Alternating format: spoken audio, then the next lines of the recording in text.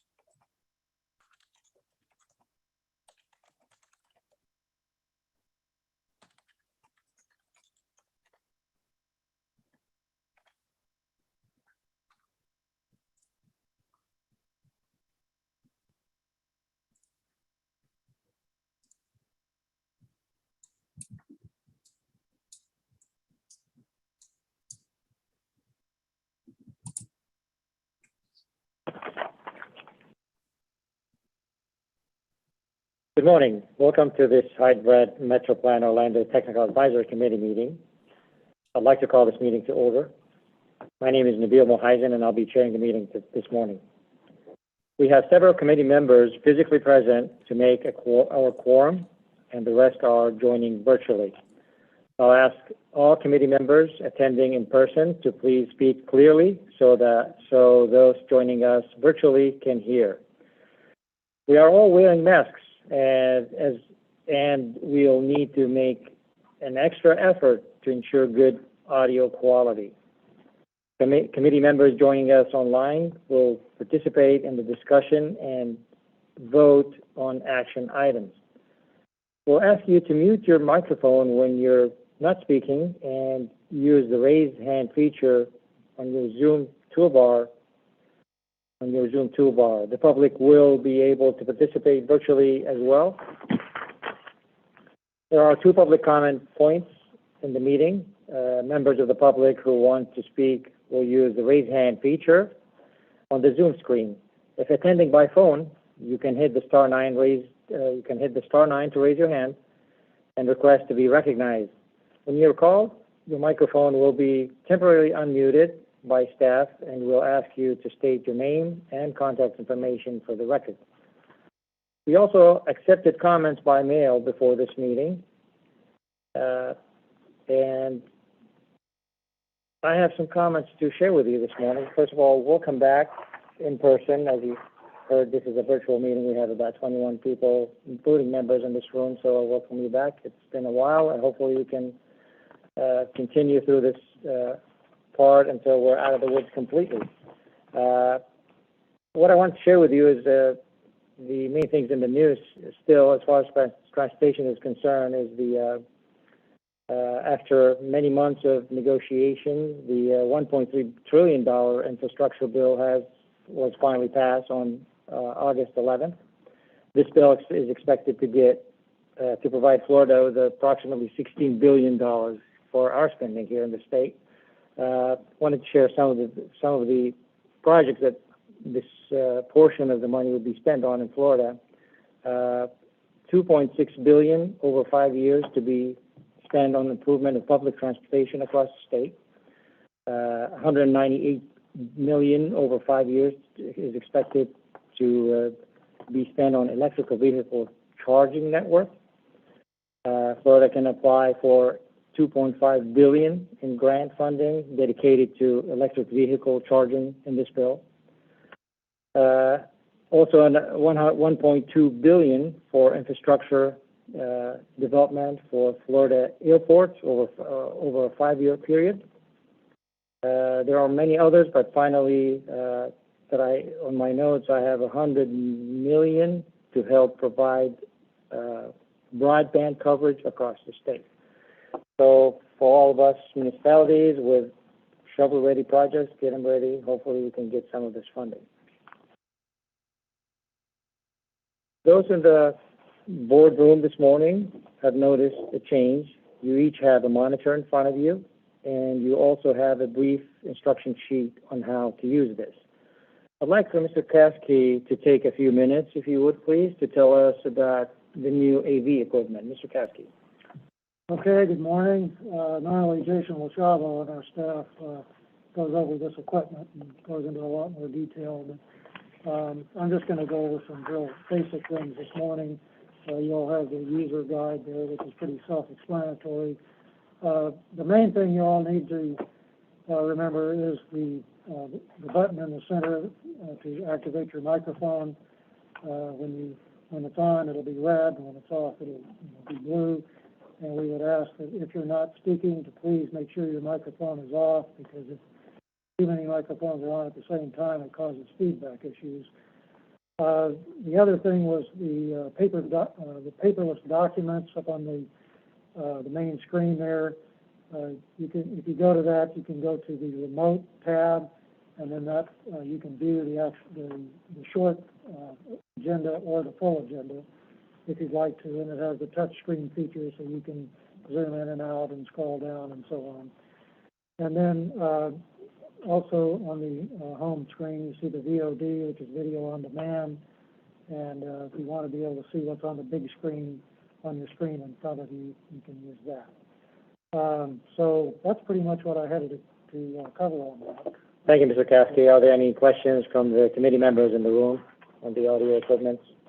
If not, we'll go straight to the agenda review. Mr. Caskey. Okay, well, thank you, Mr. Chairman, and committee members and everyone attending. As the chairman mentioned, it's good to see everybody in person once again after a year and a half. We appreciate your patience and understanding as we try to conduct a meeting safely. As you know, we had intended to return to regular in-person meetings at our office today, but current health conditions have made that difficult. So we now plan to continue conducting TAC meetings and other committee meetings in this hybrid format, at least through the end of 2021. When we use this format, we need to have a quorum, which is at least 20 members in the room, just as we do at in-person meetings. And the crucial difference is that with a minimum quorum in the room, we can conduct votes in which all members participate, and those members online are counted as present. So this makes it very important to RSVP for meetings. So we know if we're in danger of not having a quorum, we can prepare for that, possibly by contacting members one-on-one to make sure we get the right number of people. And there will still be a Zoom option available for the public, and we encourage members of the public to remain virtual as they observe the meeting and make public comments. When we meet in person, we are observing current CDC guidelines and ask all members to wear masks during the meeting. And we'll ask that everyone be considerate of each other, and please let us know if you have any concerns. I did want to make you all aware of a presentation on Brightline that will be coming up at our next board meeting on September 8th. And we had hoped to have the representatives from Brightline at all our committee meetings this month, but their schedules didn't permit that. So we hope that you can either attend the board meeting on Zoom or that you can view the video after the meeting to see the latest of what's going on with Brightline. Also, I just want to bring your attention to the Tracking the Trends flyer in your agenda packets. And this is a report that reviews regional transportation trends, and we encourage everyone to spend some time looking at the report on our website, since it has a lot of information, interesting information. So with that, that's all I have, Mr. Chairman. Now we'd like to take attendance, and I'll ask Ms. Lisa Smith to call the roll.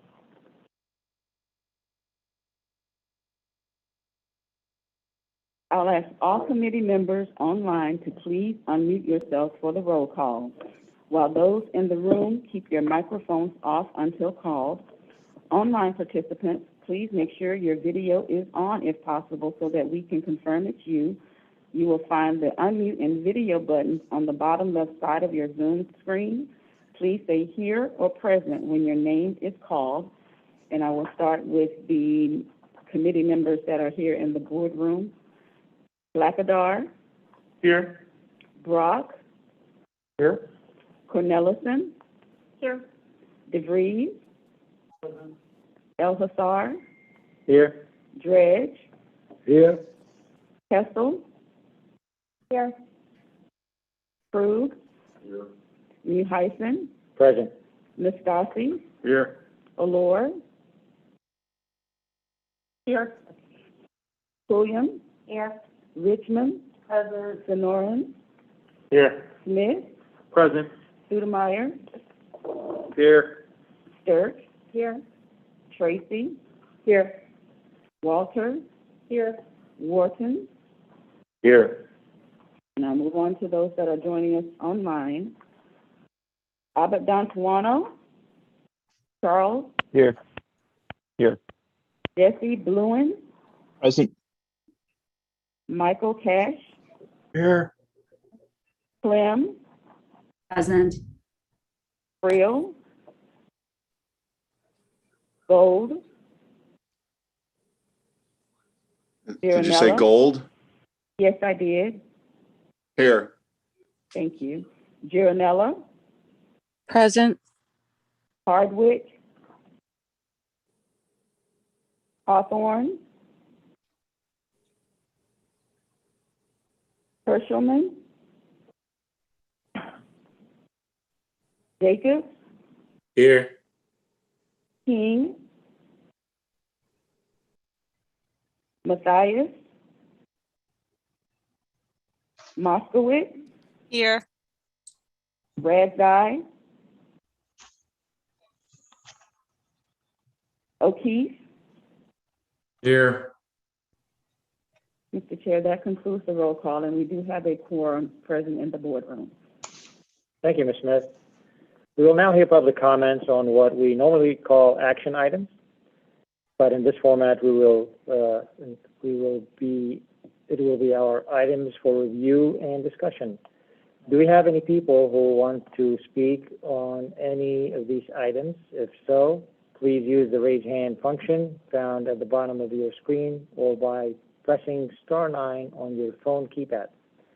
When we call your name, the host will unmute your microphone. You will see a button pop up that says the host wants to unmute you. Please accept the prompt to activate your microphone. We ask that you provide your name and address for the record. Please hold your comments to 2 minutes or less. At this time, are there any comments from people that want to participate in the meeting? There are no comments on the virtual side, Mr. Chairman. Thank you. Are there any written comments that were submitted before the meeting? We did not receive any written comments. All right, thank you. We'll move on to the presentation segment of our meeting today. We have 2 presentations today. Participant online, please use the raise hand function to be recognized. If you want to ask a question, you may raise your hand during the presentation, but we will, as usual, hold questions until the presentation ends. Participants in the room, please please state your name at the end of.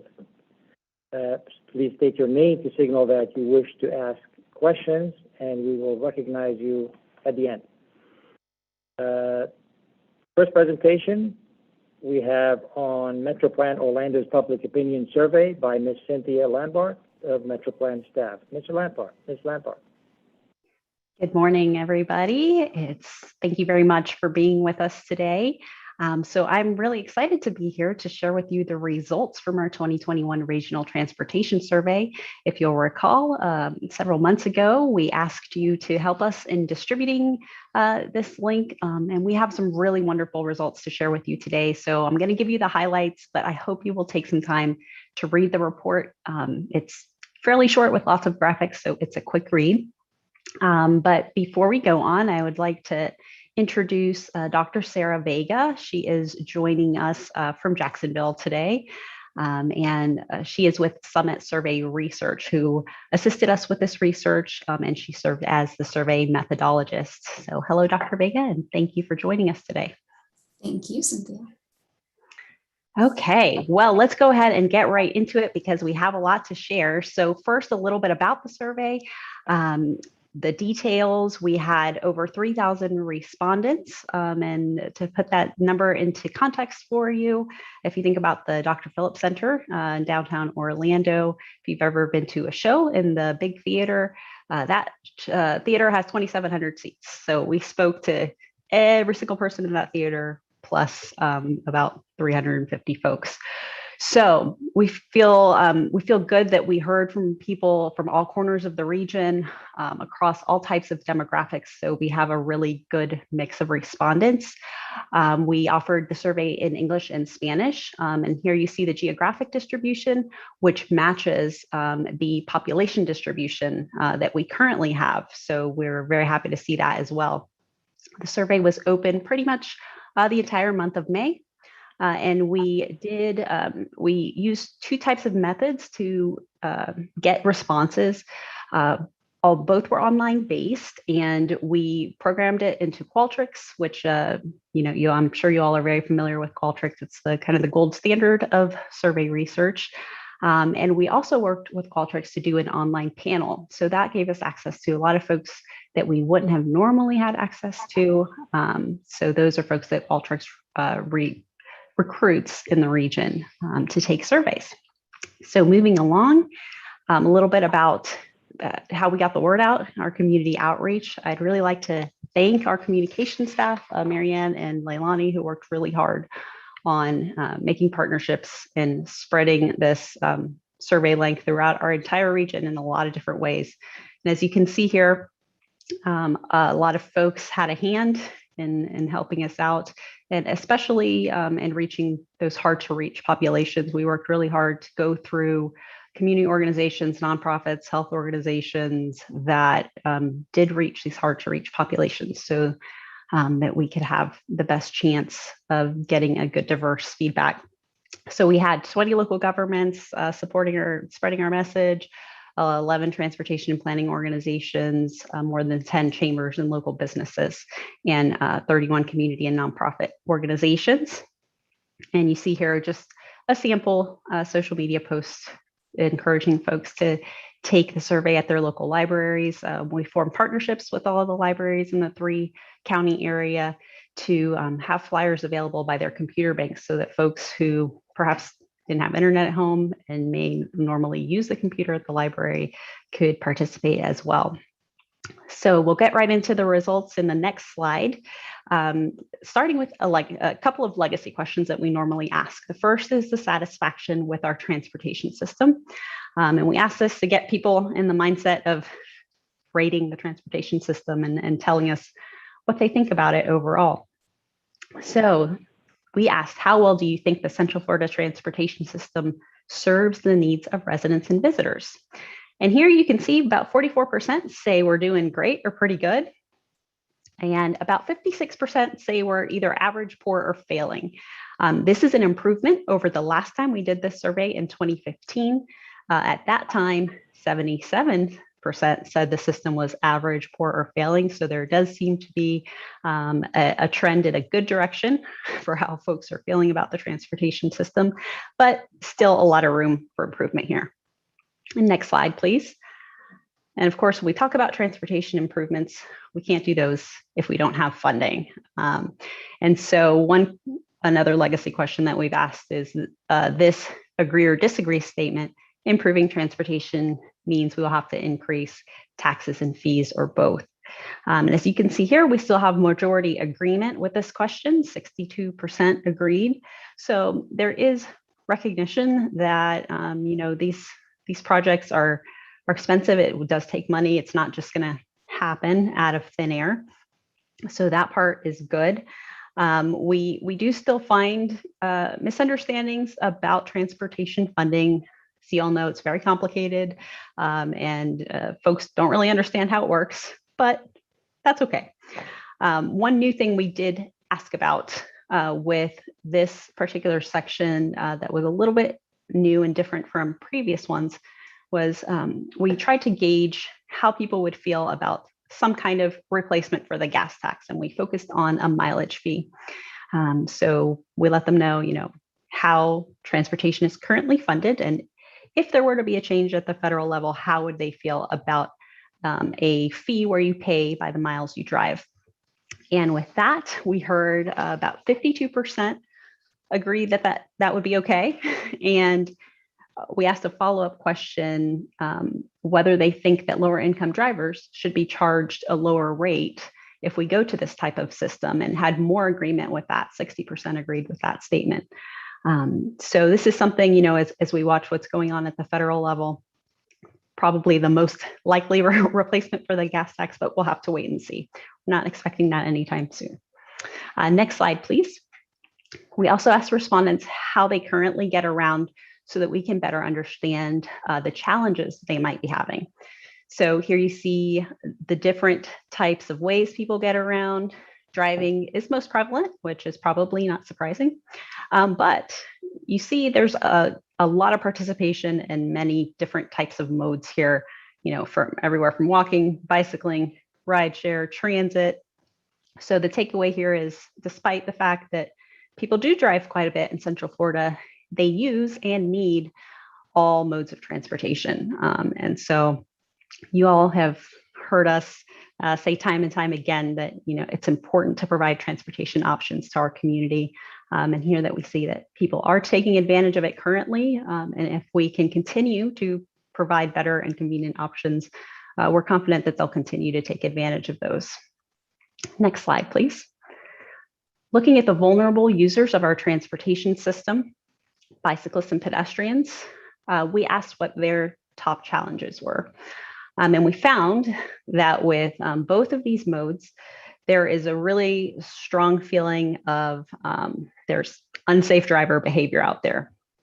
So people tell us they think it's really important to have pedestrian-friendly and bicycle-friendly communities. This is something that we have off the charts agreement with. It's far into the 90s when we ask whether people think we should have pedestrian-friendly and bicycle-friendly communities. So while they told us they felt a bit safer doing the walking and biking closer to home, they're still very concerned about safety in the region at large here. And another challenge, as you can see here, is infrastructure. So on the pedestrian side, there were challenges with not enough sidewalks, or perhaps the walk signal taking too long when they're trying to cross the road. And on the cycling side, not having enough facilities such as bike lanes. Of course, weather, we can't do anything about that. So we'll focus on these other things while we're trying to improve the transportation system. We had a few additional new questions that we asked that I wanted to mention because the details are in the report and I don't have time to get into it today. But we also asked about use of crosswalks, whether folks use it or not, and then what are the reasons why they don't press the button. And we also asked about familiarity with pedestrian hybrid beacons and rectangular rapid flashing beacons. So we're hoping to use these as a baseline because this is the first time we've asked these to be able to track in the future, whether awareness of these safety signals goes up. So you can find those details in the report. So next slide, please. So that feeling that there are a lot of unsafe drivers out there, that is not just limited to pedestrians and cyclists. It applies to other drivers as well. And so when it comes to driving, we know that we have a lot of information through crash reports on the types of behaviors that lead to crashes. As you all well know, you analyze crash reports all the time. But what we don't have is insight into why drivers act this way. So we added a whole new set of questions to the survey to try and really get into the minds of Central Florida drivers, try to figure out what's going on in there. So our first hypothesis was that maybe people don't understand the link between speeding and safety. So we asked them, do you get it when you go faster that it's not safer? And as you can see here, there was 79% agreement. So they do understand the correlation between the two things. But when we ask them about unsafe behaviors, about a third of them tell us they think it's okay to speed when roads are clear. And about 12% say it's okay to text while driving. Well, we'd like to see both of those numbers at 0%. So we've got a lot of work to do. But diving deeper into this issue of safety and speeding, we asked the question about how fast these respondents typically drive on any given day. We asked most of the time you drive, and we asked them to fill in the blank. Their choices were 5 over the speed limit, 10 miles per hour over the speed limit, 15, 20, up to 25. We also gave them options for driving the speed limit or under the speed limit. Next slide, please. So probably the most shocking finding from this research was the answer to this question. About 1 in 5 respondents, or 19% here, admitted to routinely driving double digits over the speed limit. So they are driving 10 to 25 miles per hour over the speed limit. And yes, people did admit to driving 25 miles per hour over the speed limit. We're surprised at that. So we're calling this group the risky driver group. And we did some examination comparing them to all the other drivers, which we called our safe speed drivers. So when we compare these two groups, we found that the risky drivers have 9% more close calls overall. And when we asked them if those close calls are their fault, more than half of them said, yes, they're my fault because I was distracted. About 16% more of the risky drivers agree that it's okay to text and drive over the safe speed drivers. And 35% more of the risky drivers feel that it's okay to speed over the safe speed drivers. So who are these risky drivers? Well, I know that I had some assumptions before we dug into the data that we have. And perhaps you have an idea in your head about what you think this risky driver looks like. So let me share some demographic information with you. So we looked at gender, and they are equally likely to be male or female. So I had the misconception that maybe it's a lot of males out there doing all this stuff. Sorry, guys. But nope, so equally likely to be male or female. We looked at race, education, and income, and we did not see any big significant differences across those areas. Now, where we did see some significant differences is when we got to age. And we see that in the data that speeding goes down with age. Almost no one age 65 and over reported being a risky driver. We might assume that's because maybe they have a little bit more time to get to where they need to go. And when we looked at the risky driver age, about half of them were under age 35. But the other half were between the ages of 35 and 64. So it's not just young people out there doing this speeding. And when we couple this information on age with what we found about their labor force participation, we found that about 81% of the risky drivers were employed. So it seems that we've got this group of working people out there, maybe living these hectic lives, and they're rushing out there from one thing to another, trying to speed to get to the next thing that they have to check off of their list. So we'll call them the rushers. So this might be a good topic for us to further explore in future research, but we really found this information fascinating. And when we looked at how do we mitigate this, most risky drivers told us that they do slow down at intersections with cameras. So maybe it's not a lack of knowledge or understanding that leads to this unsafe driver behavior, but maybe it's just a lack of consequence. And perhaps we as a region should think about what we could do to raise those consequences. Next slide, please. Moving on to transit. So we know that transit is a very important part of the transportation system. Here on the slide, you see a stat from our 2045 Metropolitan Transportation Plan that the average resident can access more than 500,000 jobs within 30 minutes by car. But transit riders only have access to about 5,600 jobs in that same travel time.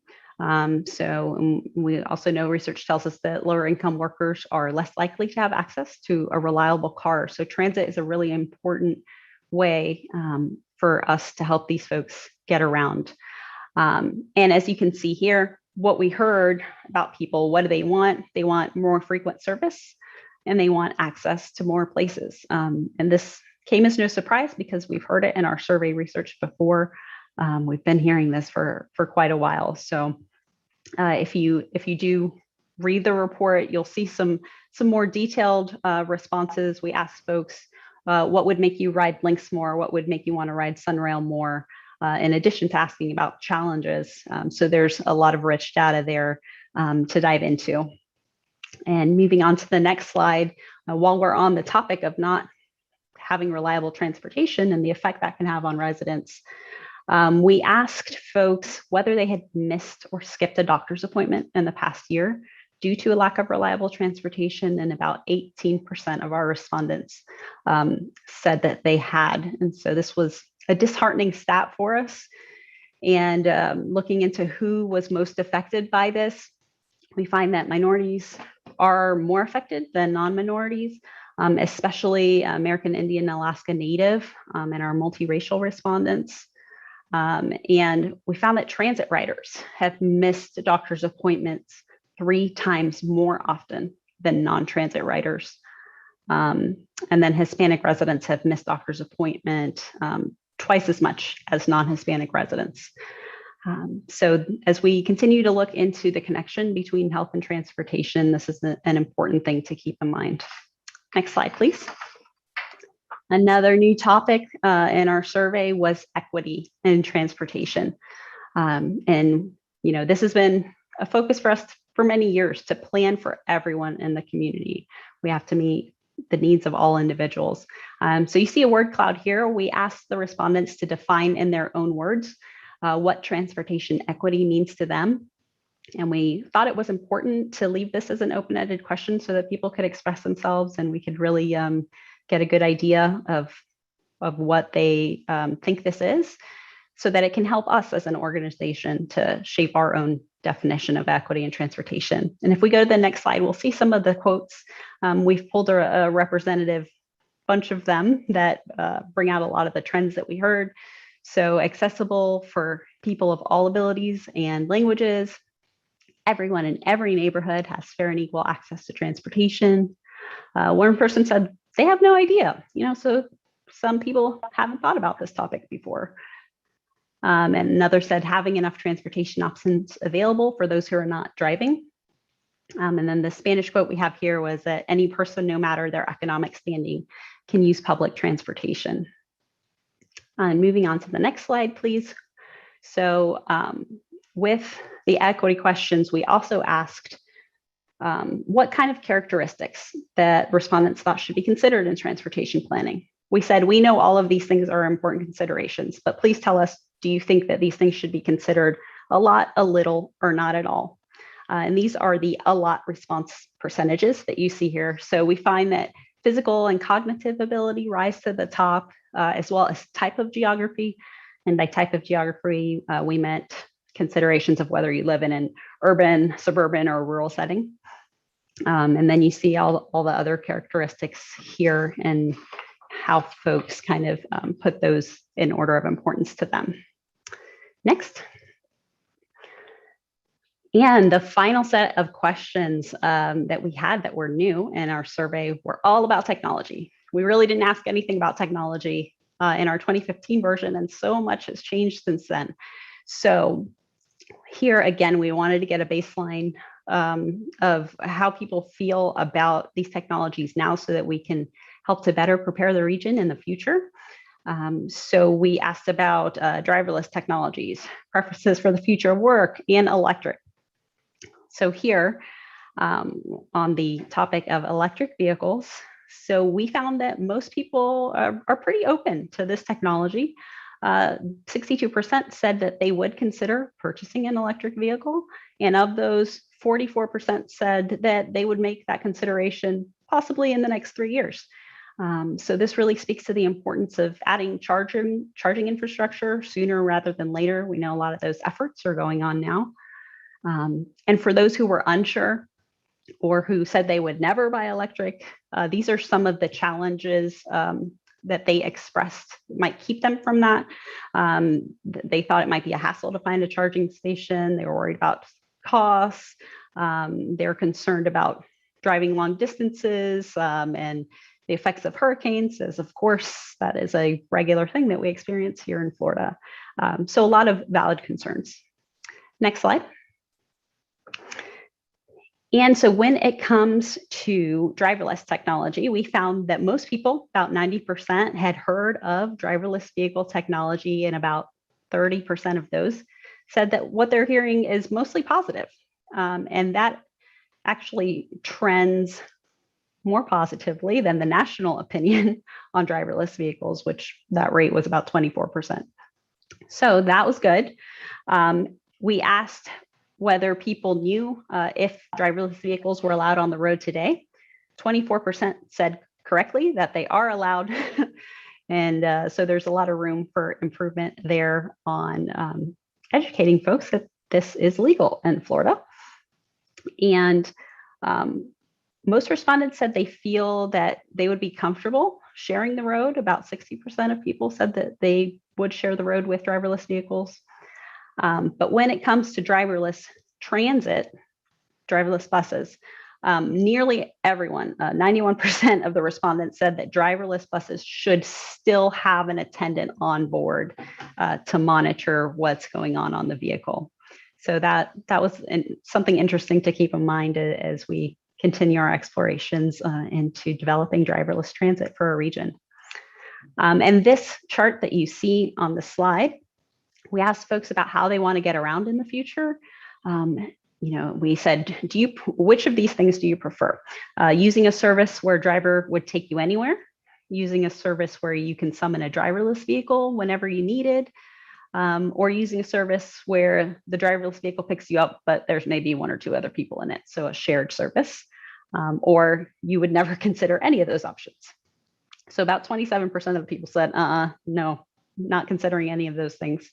But when you look at the two response options that had driverless vehicles included here, 44% said that they would use some kind of service with a driverless car. So that's pretty good for most people not having any personal experience with driverless vehicles at this point, or at least truly driverless. And finally, I will leave you with this thought. Is technology going to completely change things? We also asked folks in the future, would you prefer to live in a downtown walkable environment, or where you can prefer to live further away where you would have a longer commute in a driverless car? And most people would still prefer to live in a walkable environment. So these active transportation pieces of our system are still really important. So we need to continue planning for those as well, of course, as for the technology that's going to be coming in the future. Next slide. So this is where you can access the full report, metroplannerlanda.org/research. So please do make some time to read the report. And if you have any questions, or if you would like us to come and have a more in-depth conversation with you or the staff at your jurisdiction, we're more than happy to do that. You can reach out to me, and Dr. Vega's information is also on here. So with that, Mr. Chairman, I'm happy to take any questions. Thank you, Ms. Lombard, and very informative presentation and information that we can really implement in our planning here. Do we have any questions for Ms. Lombard? First, I'll recognize those participating virtually. There are no raised hands on the virtual side, Mr. Chairman. Thank you, Kathy. Those in the room, do we have any questions for Ms. Lombard? Yes, Mr. Brook. Please. Hi, Cynthia. Do you have any insight onto how the calculation was done for these 5,600 jobs that are accessible by transit? That seems really low, so I'm curious how that was determined. Is Nick in the room there? I know he knows the exact data source, but if not, we can send you a link to the 2045 Plan Tech Report where that appears, and it's got more information in there for you. So I can send that to you after the meeting. Mm-hmm. Thank you. Any other questions from the room? Yes, please, recognize. Hi, this is Sarah Walter. A quick question for the risky driver group for the speeding question. Was it a blanket question, or did it identify the roadway type and or the posted speed limit? It did not get into that level of detail. It was just a very broad, more general question. Thank you. Mm-hmm. Any others? Seeing none, it is comforting to know that at age 65, you will not have many people driving over 25 miles an hour. So, yeah. We'll move on to the next presentation. You all have quite a ways to go, don't worry.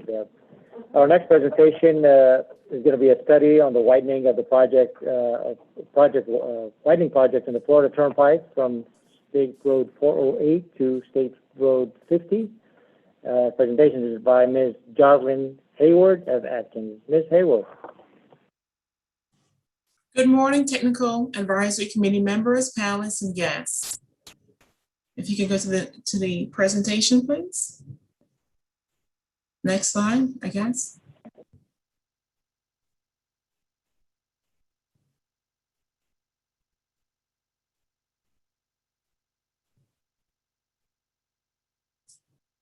As mentioned, I'm presenting today on a project development and environment, or PD&E study in Orange County.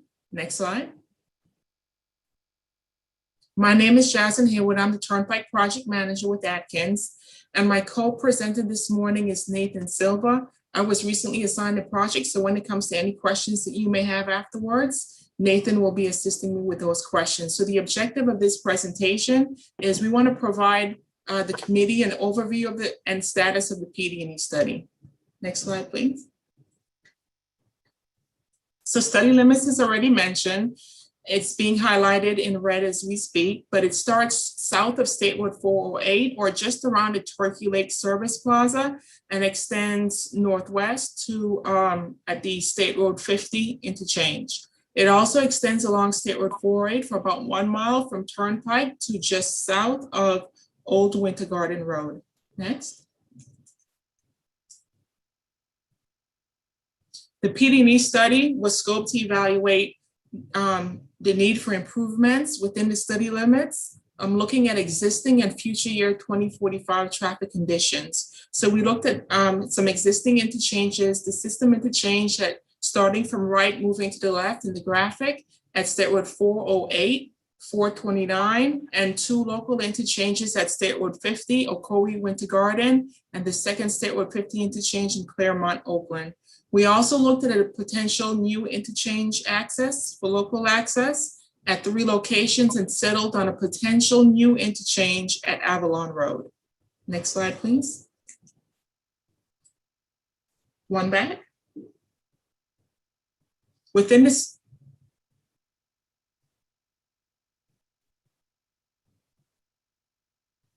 within the study limits are several cities, towns, and county as shown here. So we have been coordinating and will continue to coordinate with the town of Oakland, Winter Garden, City of Ocoee. It's within the limits of Orange County. We do have that systems interchange with State Road 429, so we are coordinating with CFX.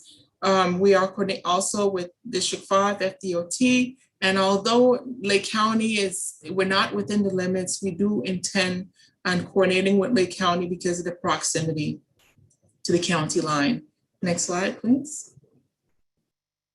So when we looked at the mainline improvements, we separated the mainline into 3 sections as shown here. The 2 sections that are now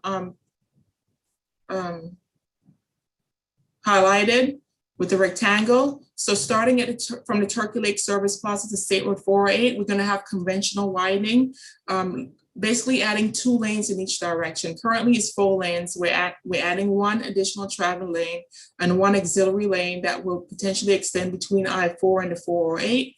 And from in the section between State Road 429 to State Road 50, adding 1 lane in each direction. 1 click.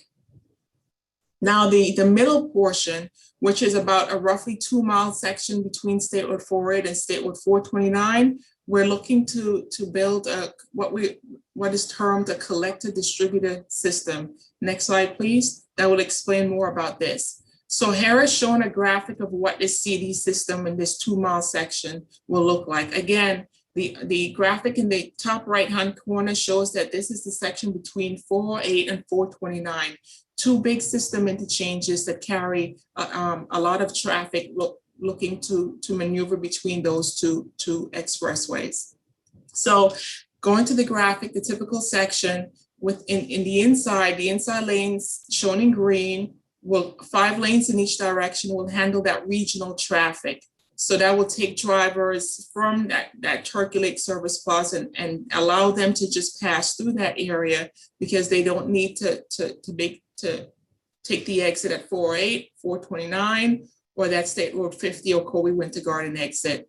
The lanes on the outside, the 4 lanes in each direction on the outside will allow drivers to make that maneuver.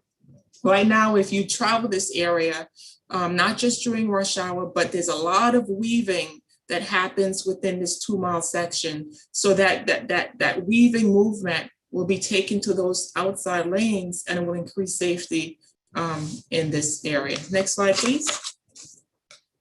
So now let's talk about what we're proposing at the interchanges. We're not going to dig too deep. We did look at several alternatives at some of these. We're just presenting one today. So we're going to start at the State Road 408 interchange. Next slide, please. So the objective at this interchange is to increase interchange capacity, improve safety characteristics, and accommodate the CD system. And really it's the same along all these interchanges. Not going to get into it too much, but the color used on this slide really matches the previous slide, which is blue corresponds to the CD system and the green corresponds to the regional traffic. So let me see what I can point out. The State Road 408 to southbound Turnpike ramp will remain, but because of that CD system, we'll need to create a new several new ramps. Next slide, please. Now at the State Road 429 interchange, again, same objectives, increase capacity, improve safety, and accommodate that CD system. Everything here fits within existing right-of-way. The blue ramps will be new. We will be replacing the northbound Turnpike to southbound State Road 429 ramp. And we have 2 new ramps again to accommodate that CD system. Everything fits within existing state right-of-way at this location. Next, please. So now let's talk about that State Road 50 or Colby Winter Garden exit. The primary challenge at this location is the proximity of the exit ramp, the Turnpike exit ramp, to Marshall Farms Road. So we looked at ways to improve that safety concern with cars weaving, with cars exiting Turnpike to cars that want to travel south in Marshall Farms Road. In option 1, we will be adding a actualized signal to the exit ramp, the eastbound on State Road 50 exit ramp, and installing a new or constructing a new right turn lane. In option 2, basically we reconstruct the entire interchange. We have moved the intersection. It will create a new signalized intersection. All movements will be controlled by that new signal. And we have moved that intersection as far away from Marshall Farms Road as possible. Next slide, please.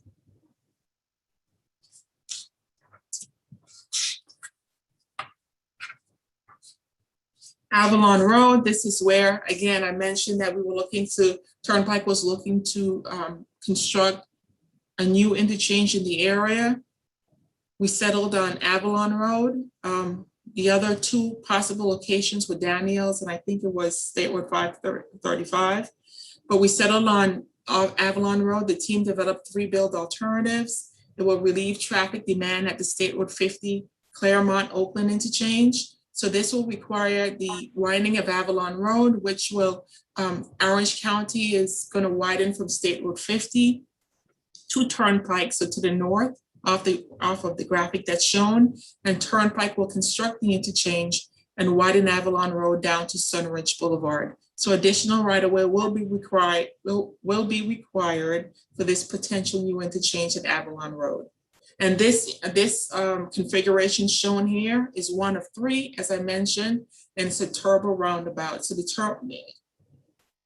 roundabout is a traffic calming configuration that fits more with the context of the area. Next slide.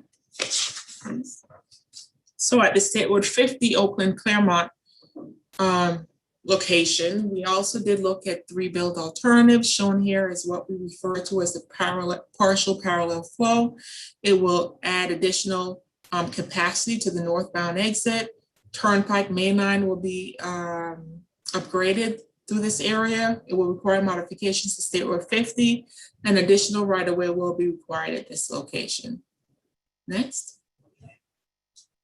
So we're to the point where we did present these alternatives to the public.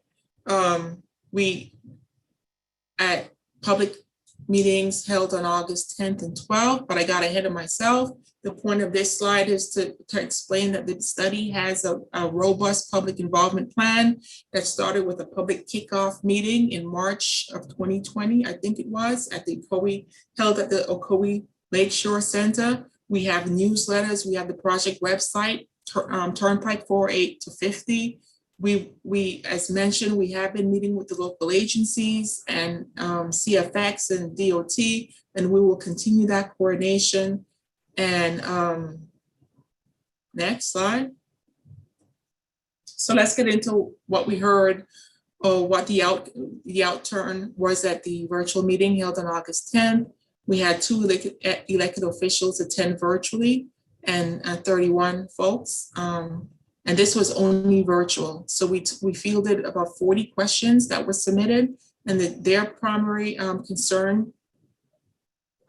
topics of concern were drainage, noise, access, and property impacts. Next slide. We also then held an in-person only meeting at the Lakeshore Ocoee Center on August 12th. We had about the same turnout, 6 elected and appointed officials, 43 public, and the concerns were basically the same. Drainage, especially at the Gotha area, impacts to the Gotha Cemetery and Nerling Gardens, which we will not need additional right-of-way from those 2 locations, but they do have, Nerling Gardens specifically has additional concerns about other impacts, environmental impacts.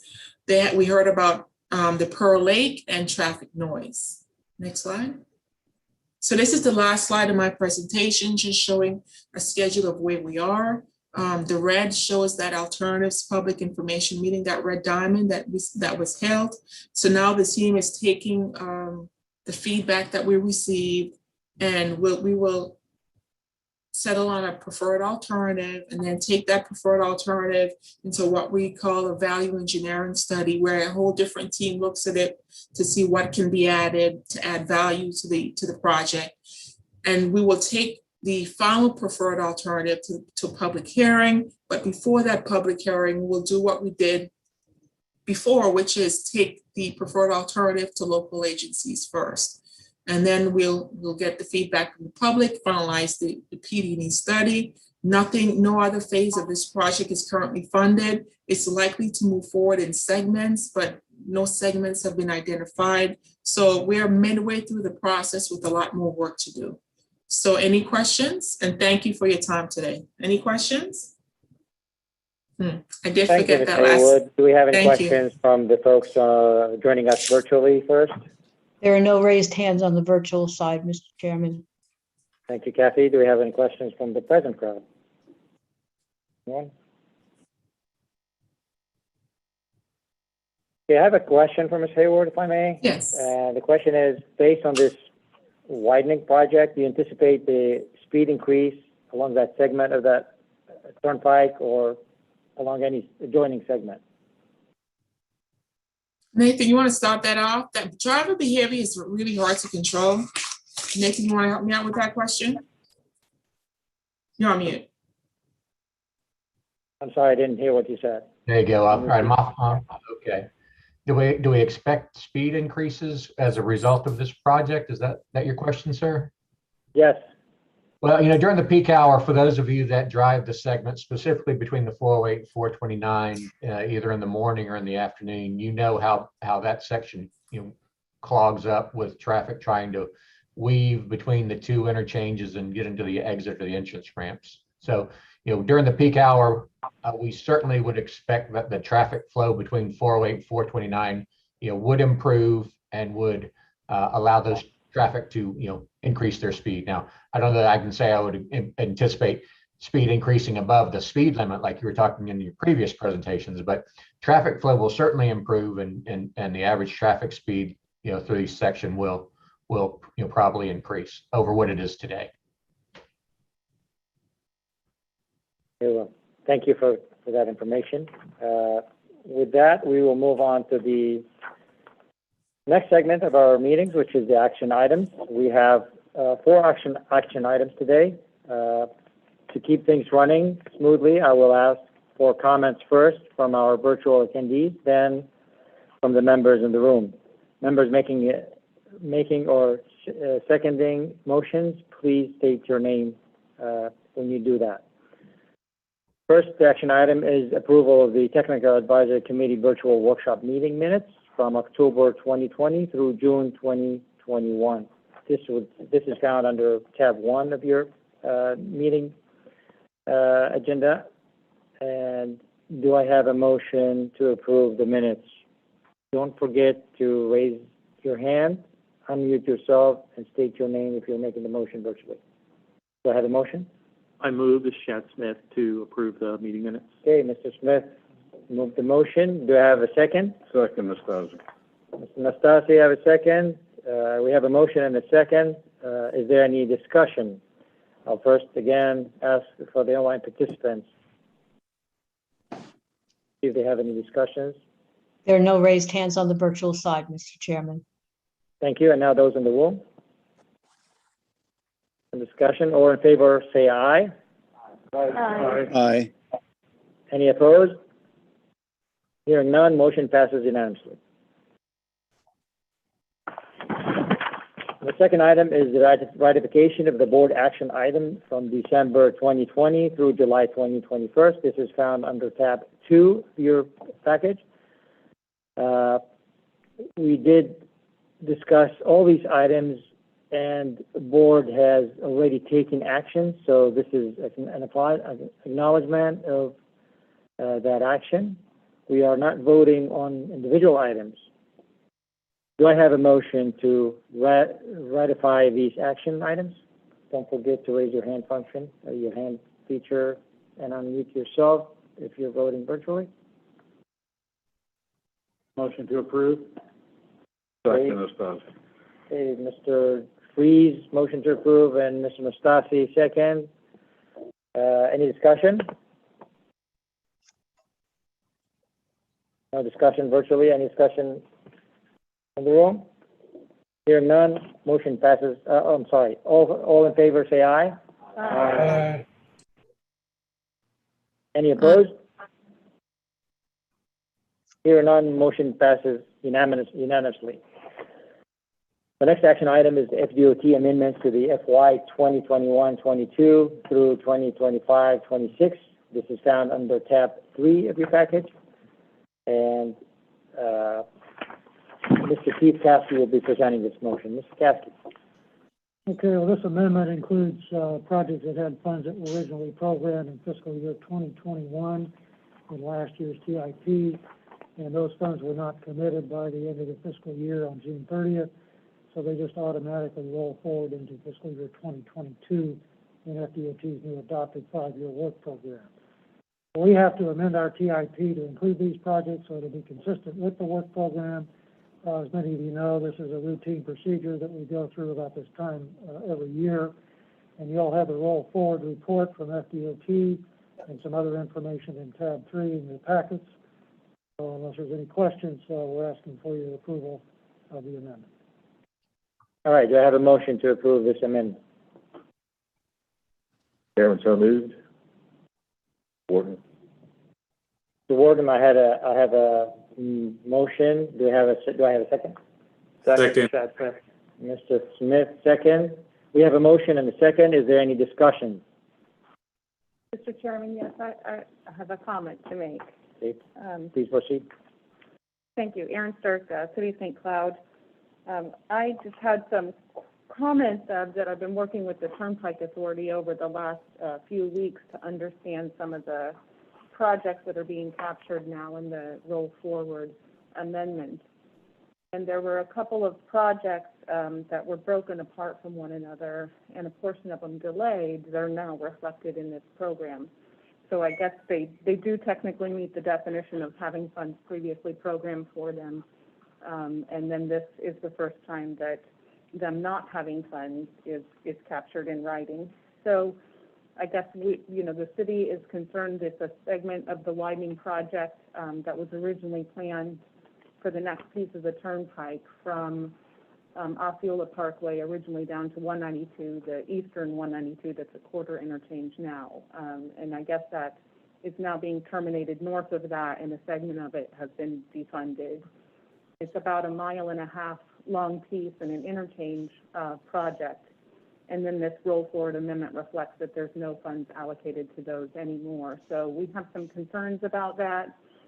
It wasn't called out in the tentative work program specifically as defunded projects just because the Turnpike has different rules than FDOT and they didn't have to do that.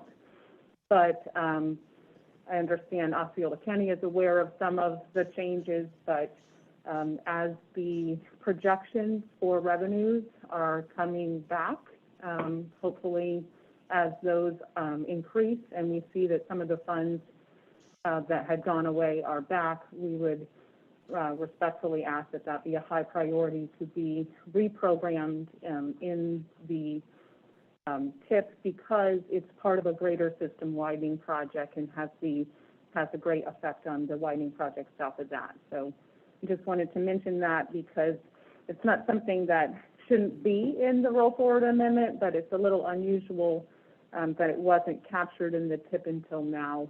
And we just would really love to see that come back online so that the widening project from the north to the south can be reinstated. Thank you. All right, well taken. Do you have any responses for Kathy or? No, we're not. I think I mentioned Aaron earlier, we're going to probably try to meet separately with City of St. Cloud and Osceola County and Turnpike to discuss the programming of these projects and the timing and so on. Hopefully get these issues resolved. All right, great. This is a vote. This is a voice vote. All committee members online, please unmute your microphones before you vote. Those in the room, please just speak out. All in favor, say aye. I have a comment. Aye. Any opposed? City of Winter Hearing Springs, none, this comment. motion. I'm sorry, go ahead. Mr. Chairman, you have a hand on the panelist side online. Ms. Rachel? Yes, hi, this is Rachel Giranella from the City of Winter Springs. We also were recently informed that the project for Michael Blake Boulevard and State Road 434 was also removed from the project priority list. So we're in touch with Nick Lepp, and we also wanted to meet with that regarding why it was removed and if it's possible to get that reinstated, being that we could combine corridors from the last couple meetings that I heard. Okay, are you opposed to the motion? No. Okay, thanks for your comment. We have none opposed, so the motion passes unanimously.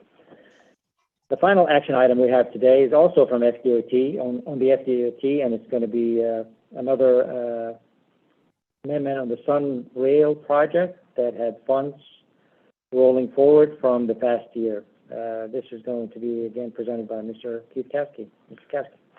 Okay, well, this is pretty similar to the First Amendment. These are the Sunrail version of their roll forward report. These are Sunrail projects that had funds that roll forward from 2021 to 22. So again, we have to include these in our TIP so it'll be consistent with the work program. And you'll have the information on this in tab 4. And it was pointed out at the TISNO meeting this morning that there was an error on the fact sheet. I think in the first paragraph it said that the funds are rolling forward to 2020 to 2021, and it's actually 21 to 22. So we have corrected that, and we're asking for your approval of this amendment with that correction. Excellent. Any questions for Mr. Caskey? All right, do I have a motion? I move this Chad Smith to approve. Motion from Mr. Smith. Do I have a second? Second. Mr. Jeffrey, second. I have a motion and a second. Any discussion? All in favor say aye. Aye. Aye. Any opposed? Motion passes unanimously. Thank you. We're moving on to the TAC only presentation, which we have none today.